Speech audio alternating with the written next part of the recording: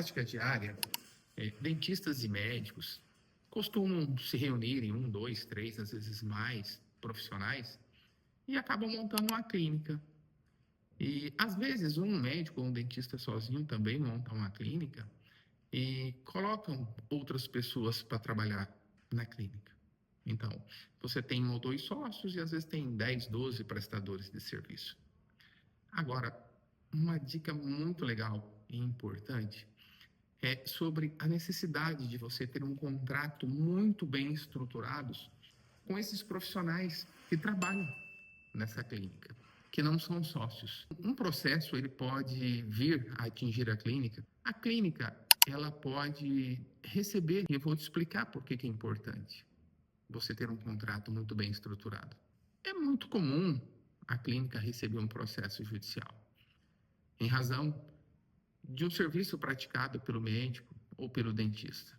Às vezes o paciente ele opta por entrar com a ação contra o médico ou o dentista e contra a clínica. E às vezes o paciente entra com ação somente contra a clínica. E olha que situação difícil.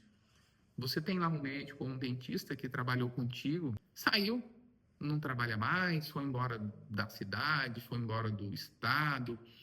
Fato é que ele não trabalha mais contigo. E em razão daquele atendimento que ele fez na sua clínica que você está sendo processado. Se o processo for um processo criminal ou um processo administrativo junto ao CRM, CRO, o médico ou o dentista responde um processo criminal ou um processo administrativo. Agora, se for um processo civil, a sua clínica ela pode fazer parte sim desse processo. E aí você recebe uma citação num processo judicial e tem que apresentar uma defesa. Você não sabe, às vezes, o que foi que aquele profissional fez, porque, por vezes, até o prontuário não é muito bem anotado. O que você tem ali para fazer sua defesa é o prontuário.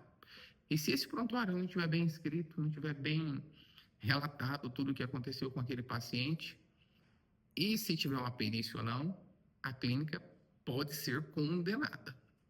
Agora, imagina você. O paciente fez um tratamento ali na sua clínica, foi embora e depois chegou uma ação muito tempo depois.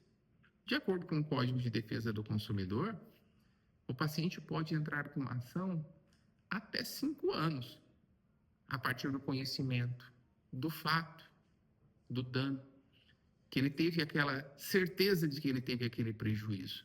Às vezes, isso pode ultrapassar os 5 anos. Pode ser 6 anos, 7 anos, 8 anos, acontece. Agora imagine que você, através da sua clínica, recebeu um processo judicial cujo tratamento aconteceu há 4, 5 anos lá atrás. Você nem sabe o que aconteceu. Você perdeu totalmente aquele vínculo com aquele profissional. E às vezes passa, no intervalo de um ano, 10, 15, 20 médicos, 10, 15, 20 dentistas dentro de uma clínica e você realmente perdeu totalmente o controle.